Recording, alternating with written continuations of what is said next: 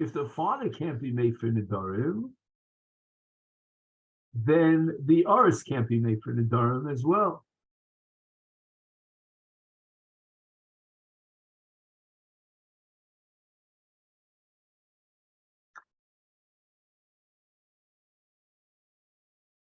Because the Arus can only be made for Nedarim together with the father. If the father's Rishus is terminated because of Bagras or Nisuin, then the Arus cannot be made for the Neder because he needs the Shuthis of the father.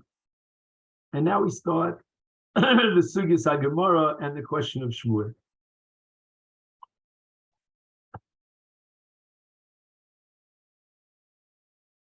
Minolan de Oris Achron Mefer Nedarim Shenirui Oris Rishon.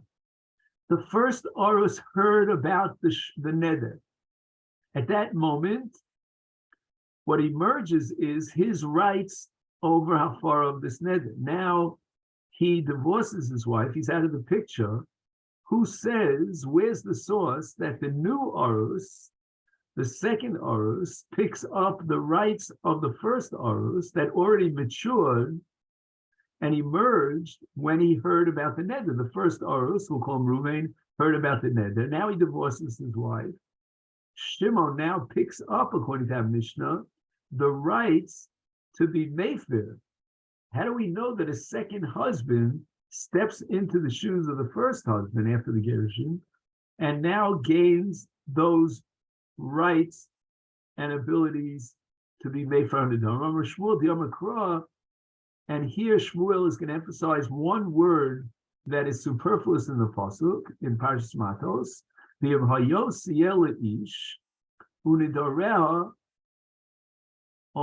word oleha could be totally omitted; it's superfluous. And what is the emphasis here to be derived from the word oleha? Nedarim shahayu oleh kvar. So hayotiel ish is referring to an arus, but which arus? Not the first, the original one, but rather a second arus, because oleha means she already had nedarim when she entered into this erisin, nedarim that were already nearer la'arus rishon, that the first arus could have been made for him. So the Gemara immediately asks, Dilmani milisha lo nira la'arus rishon, aval nedarim shenira la'arus rishon lo motzi mefer arus achron. Who says that the Torah is talking about a case where the first arus heard about the neder and his rights to be made for the neder emerged with his shmiyah? Maybe he never heard about the neder and he divorced her. He never had rights to be made for her nedarim, and therefore the second arus, just like the first arus, picks up the hafara on any nedarim that she brings into the marriage. But that's only because the first arus didn't hear about the neder. And the Gemara answers, Oleha kra yiseru. Apparently, the Gemara says you missed the point here. The word oleha is superfluous. It could have just said, V'im hayo siela ish unidareha o mivtas vasashar asral nafsha, without the word oleha, and we would understand that the second arus is mefer, those nedarim that she brings into the marriage. But that's only because, excuse me, because the first arus didn't hear about the neder. So the word asra in this pasuk implies nedarim that she already had taken upon herself before. So why did the Torah have to add the word oleha? We would have understood very well that any nedarim she brings into the marriage, the Oris has rights to be made there. The answer is oleha is coming to be marbe, even nedarim that not only she brings into the second marriage, and not only did she take these nedarim during the course of the first marriage, but even the Oris had heard about those nedarim. Tanya Kavose B'Shmuel.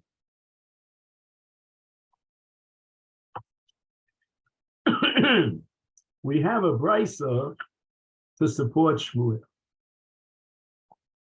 Nara Hamorasa Avia Ubaila Mefiri Nidorel.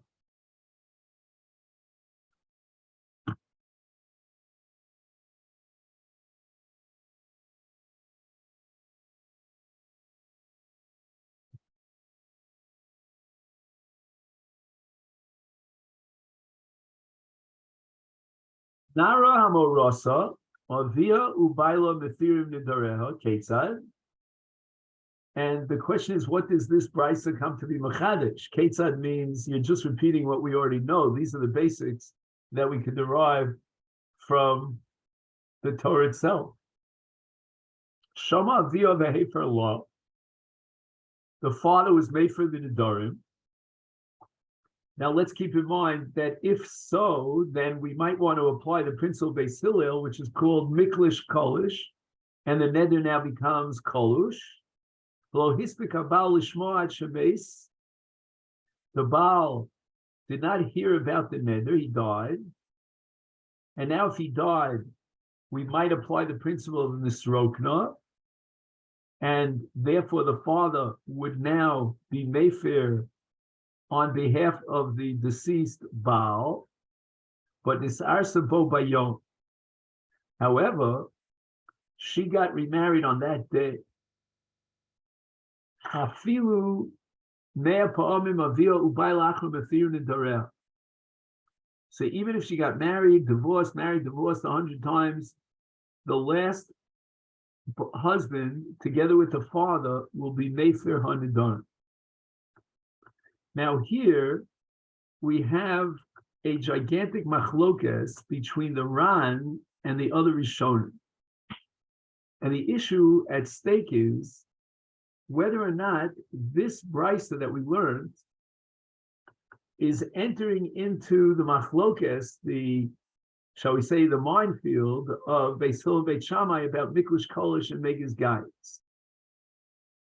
The Ran claims that even Beis Hillel, who are of the opinion of Miklish Kolish, so after the father's hafara, the neder is Kolush, and he cannot be morishit to anyone else because it's such a weak neder that's left. Nevertheless, the last Orus could be Mefer. So the Ran is operating and reconciling this brisa with Beis Hillel. Now, why doesn't Beis Hillel's principle apply here? And the answer is that there's something called Kairei Derishon, which means that the second Orus slips into the shoes of the first Orus. And that completely circumvents the need for Nisrokna. So again, even though there's no Nisrokna from the father to the Baal, since the father was Mefer the Nedarim, and he was Miklish Kolish, nevertheless, the second Orus steps into the Rishus of the first Orus. But again, this is all because it was Nisarsa Bo Bayom. In other words, on the very day that the first Orus died, a little bit strange, but she got remarried. If, on the other hand, she got remarried the next day, then the Orus Achron cannot be made for the Nedarim. Because then you're going to have to apply the principle of Nisrokna, which Beis Hillel could not apply. And that means that if the first day where she took the neder expires, with the expiration of that day, then you're going to have to say that if the Baal Mace and the father had already been Mefer, that's it. It's a closed book. The neder does not lend itself to hafara because the father's hafara was Miklish Kolish. And if, on the other hand, the father was not Mefer on that day, then it's hakama, because shasak b'yom shamo is hakama. So we must be learning that this halach of achron kaira derishon only applies on that very day in which the first Orus died.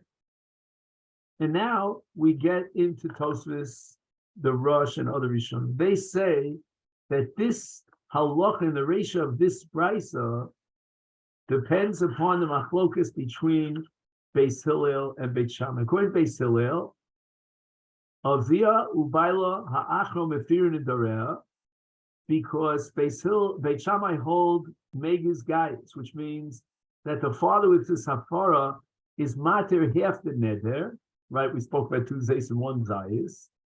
The Baal has the other chelik of the neder, which is shalom. It's not kolish, and therefore he can be morshed to the second orus. And again, all this applies only in a situation where the Baal did not hear about the neder before he died. If he heard about the neder, then the orus ha'achron cannot be zochen these nedarim for hafara because they were already niru l'rishon. And that's according to Beit Shammai, as we'll soon see in the Sefer. Beis Hillel, on the other hand, would hold that in this very scenario of lo hispik habal l'shma et shemeis, where the father was mefer the nedarim, the orus ha'achron could not be mefer according to Beis Hillel. Why? Because the Av with his hafara was maklish the entire neder, and he cannot be morished to the orus ha'achron. So that the Tosfos and the Rosh reject the Ran's principle of Achron Kare the Rishon. They hold that the Achron steps into the parish of Hafara and gains the rights of Hafara through the mechanism of Nisrokna, which, according to Beis Hillel, could not operate in a case where the father was made for the Nedarim and he was maklish the entire neder. We move on in the Brisa. Shama Baila Vehefer law. Her first husband was made for the Nedarim. Below Hispika Ablish Macha Baal. The father didn't hear about the neder, and the Baal died.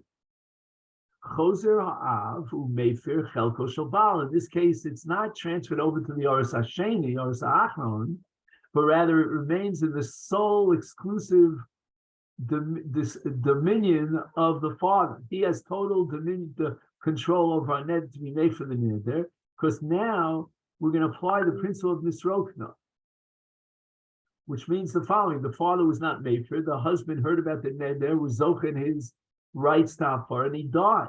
Once he died, we say Nisrokna Rishus HaBaal, Rishus Ha'av.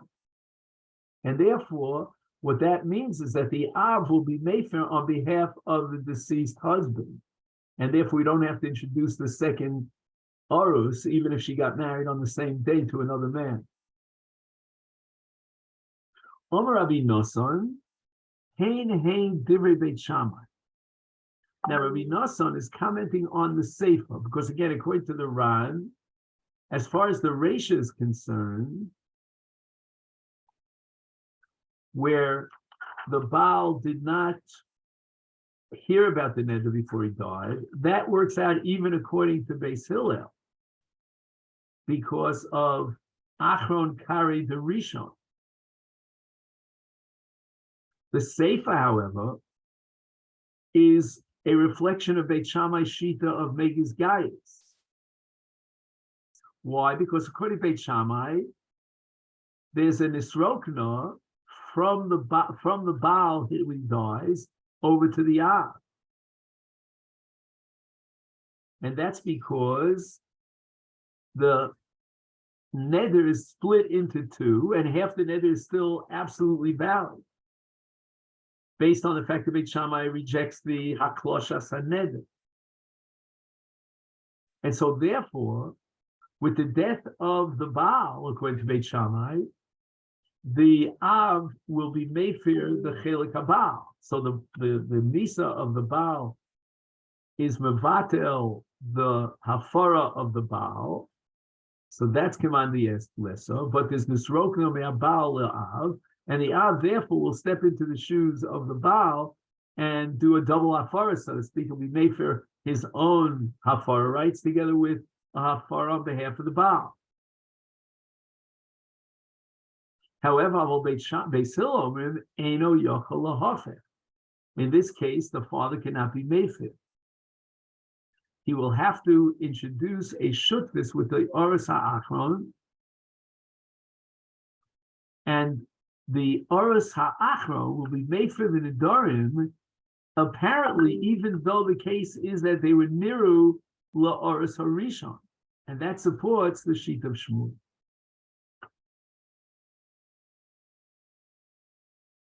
The Gemara now asks for my pligi, what is the machlokas between Beis Hillel and Beit Shammai?